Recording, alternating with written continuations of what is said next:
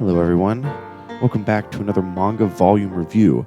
I am the Rat, and this is the Rat's Nest. I'm joined today by absolutely no one. I'm by myself. There's no one else listening to me as I record this, except for you, dear viewer, and you're not listening to this as I record it. So, today we have a good little volume. I really enjoyed it. It was really fun to get back into it. We have Berserk Volume 10. It's been a couple months since I read Berserk Volume 9, so I kind of had to remind, and I read the first couple pages, so I had to go back. I thought this was a really good volume. I really enjoyed it. It was good to get back into Berserk. I think that it was less dark than maybe some of the past volumes had been, and I appreciated that. Berserk is a naturally dark series, but I do enjoy the moments of levity, right? I think they can go a long way to the palate cleanser. I think it was a very good little palate cleanser of a volume. Not to say there wasn't, some serious stuff that happened in there, but it was fun. I really enjoyed it. So, starting off, we get the end of Nuts and Cascade's little night that they had together, right? And Nuts is talking about his dream. And I thought this was really, this, and then the part after where we get Griffith's insights. I thought that was always so interesting to see.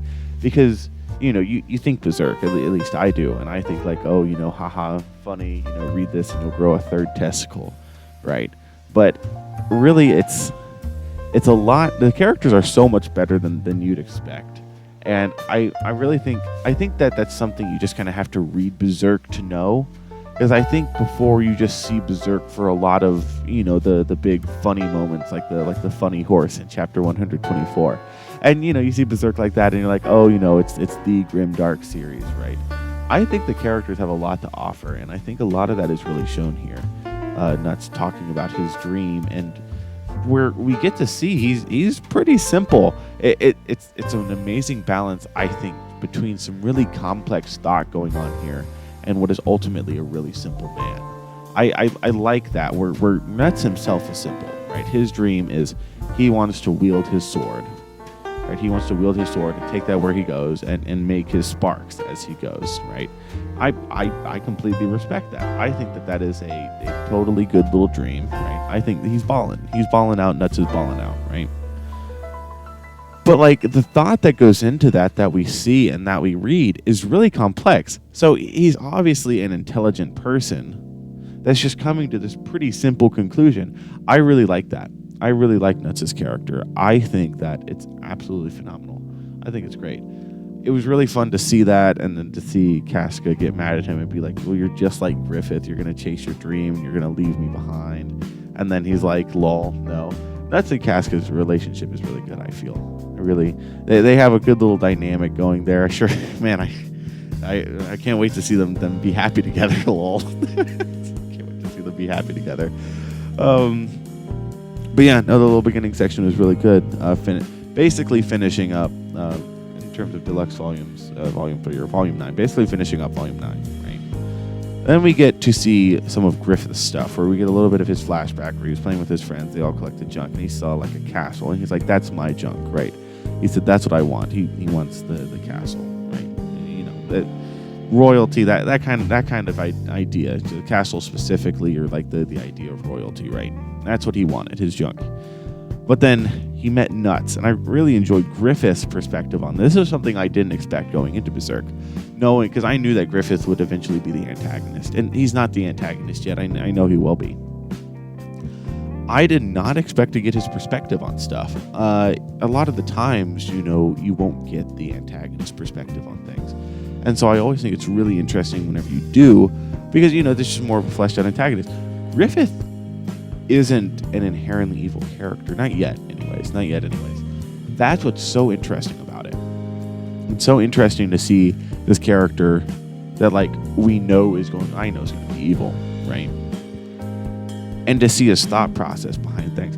So a lot of the time, you won't get the villain backstory until much later. That's what I really like about stories like Berserk, where you take a protagonist character. I don't know if I would ever really call Griffith a full deuteragonist with guts at any point. Maybe you can make the argument. I'm certain some people probably have. But turning what's basically a protagonist character into the antagonist, it's always very interesting. And I think this is doing it very well. And he's looking at all this junk, and he says, I've always been able to control people, right? I've always been able to have people in the palm of my hand, right? He said, But then why does nuts keep coming up? He loves nuts. Griffith loves nuts, right? He's a huge nuts guy. And he can't fathom. He's like, why? He's like, whenever I think of that castle, right? I can't remember exactly. He's like, whenever I think of that castle, why is he right there outshining it? Right? How did someone who was supposed to be in the palm of my hand get such a firm grasp around me? Because here he is in the dungeon, right? After he after he met with the princess, right? Here he is in the dungeon. He's been tortured, and yet all he can think about is nuts. He has nuts on his mind, and it's very interesting the way that Griffith's character is portrayed here. I really, really enjoy reading, and I really enjoyed that part, getting to see it from his perspective, and getting to see how much Griffith, like what he thinks of nuts, right? That's one of the really cool things, is that, you know, whenever he becomes the antagonist, whenever he joins the God Hand, knowing that, being able to look back on at least this part and being able to quantify what his perspective on nuts was, right? And even take this, knowing what his perspective is on nuts, into his time on the God Hand. I think it's going to be really interesting to see. I am really looking forward to seeing how Griffith's character develops throughout this. He's probably, I don't know if I'd call him my favorite character, because I really like Guts. Because Guts is probably my favorite character. Griffith is probably the most interesting. I'm looking forward to seeing his evolution as a character the most. Now, that's just the beginning of the volume. The rest of the volume is a lot of the Hawks, right? They're going to go rescue Griffith. You know, Guts has met back up with them after the time skip. So they're going to go rescue Griffith. They have the group that goes in. They meet with the princess, yada, yada, yada. A lot of stuff with Casca not being sure about what her feelings for Griffith are. And then, you know, Guts kind of having to deal with that. It's very interesting, again, with that relationship aspect between Casca and Guts, because they're two people who are very unexperienced with the whole relationship thing. So to see that play out is really interesting. I think it's written very well. It feels very realistic. I really do quite enjoy that. So that was fun to see throughout the entire thing. Getting to see the princess again, obviously, and you know, she was a fun character. Her handmaid, they meet back up, right? And so they go to rescue Griffith, right? And the princess is like, I want to go with you guys. I want to leave here. I want to go wherever Griffith is. Obviously, it's going to cause a bit of the problem because her dad, the king, you know, whatever. And obviously, it does cause a bit of the problem. So they get down there, right? And so they get down there, yada, yada. They find Griffith. And he's looking pretty bad, right? He's not looking great. He's looking a bit beat up, you could say. And Griffith and Guts is like, you guys need to stand back, you know, what you call it. It's a really good scene. It was really good writing. We get to meet the torturer, and he's like, oh, don't worry breaking through the door, which I just locked on you, Gall. It's 4 times as thick as normal, and then Nuts just breaks through it, dude. Nuts is going beast mode. Nuts often goes beast mode. And then he cuts off, man, I tell you, Griffith's injuries were extensive. He cuts off the jailer's tongue and throws him down the pit. Just good. And then Nuts goes berserk a little bit, kills a bunch of guards. We meet the Baki Raka. And they were fine. I mean, it was an okay little fight. I don't think they overstayed their welcome, which is why I still have a pretty positive outlook on them. I think that's definitely a fight that could have gone too long. And so my props to Miura for not making that go terribly long. Again, it was interesting. They had their little gimmicks, and they ran their course. And that's about what you can expect from fights like that. I thought it was fine. And then they escaped the poison gas. Obviously, I thought it was really cool that Griffith helped out with that. And then in the middle of all this, we go back to the Hawk camp. And then in the Hawk camp, we get to see Rickard. I think that's his name, Rickard. And he is helping out the others that are kind of wounded, didn't go to help rescue Griffith. He leaves, sees an elf, goes back, and then we get to see the demon from Volume 1, which was... I'll be interested to see if he plays any more of a part. I'm really interested to see whenever we catch back up to where we were in Volume 1, if we do.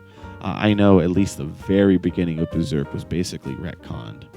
I think the series maybe took a little different direction than Miura originally intended. which is fine. It was very cool to see. It was cool to see that character again. Very interested to see where his place in the story is. All these demon characters we see here that take out the band. What exactly is going on? And I know that it's going to have something to do with the Behelit and Griffith, and with Griffith's eventual ascension to the God Hand. I know that that's going to be part of it, but what exactly? And then we meet like the Death Knight or something, the big skeleton guy in the armor that stops them. He's very interesting, and specifically his connection to an Emperor Gyseric, which we learned about, who was the emperor who united like the entire land of Berserk under his rule, and who the ruins of his city, like apparently it's Midland was the name of the city, I think. They apparently lie at the bottom of the pit where Griffith was held. It's very interesting. There might be a connection there, probably. They definitely made the connection there, showing his skull helmet after seeing the Death Knight. We're very interested to see where all that goes. It was very, very good. I think it captured the horror very well. You can definitely see Berserk transitioning into more of the demonic side that I know it will eventually get to, as opposed to the more medieval fantasy kind of side that we've been really experiencing with the Golden Age. And then they beat the Bakiraka, come out. The princess is taken out again, and she's given back to the king. Oh boy. And then they are about to escape. The king calls on like the evil band, or what, I can't remember what their name was, but they're led by the guy who's like half beast. It'll be very interesting to see. I think that's going to be the plot of 11, maybe leaks into 12 some. I'm really interested to see it. I think Nuts versus that beast guy is going to be very interesting to see. But yeah, altogether, Volume 10, it was really solid. I really enjoyed it. It was really fun to get back into Berserk. I'll definitely be reading Volumes 11 and 12 really soon, and then probably 13, 14, and 15 after that. But it was a good time. It was a very good time, and I'm looking forward to reading Volume 11, which is why I'm recording this now, so I can read Volume 11.